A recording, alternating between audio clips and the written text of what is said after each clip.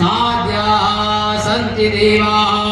हरि ओम राजाधिराजाय प्रसह्यसायिने नमो वयं वैश्रवणाय कुर्महे समे कामान् कामकामाय मह्यं कामेश्वरो वैश्रवणो ददातु कुबेराय वैश्रवणाय महाराजाय नमः हरि ओम एकदन्ताय विद्महे वक्रतुण्डाय धीमहि तन्नो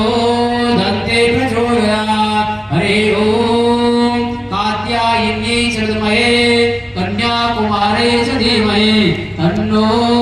दुर्गे प्रचोदयात् हरि ओम महालक्ष्मी च विद्महे विष्णुपत्न्यै च धीमहि तन्नो लक्ष्मी प्रचोदयात् हरि ओम नारायणाय विद्महे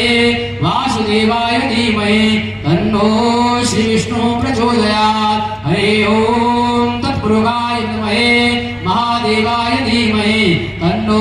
श्री रुद्र प्रचोदयात् हरि ओम आंजनेयाय च विद्महे पवनपुत्राय च धीमहि तन्नो हनुमत् प्रचोदयात् सेवन्ते कामकुलचम्पकपाटलाब्जे पुन्नागजाय करवेलरसालपुष्पे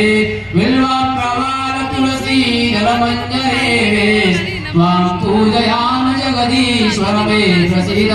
नानाशोत्तपुष्पाणि यदाकारो भवान् च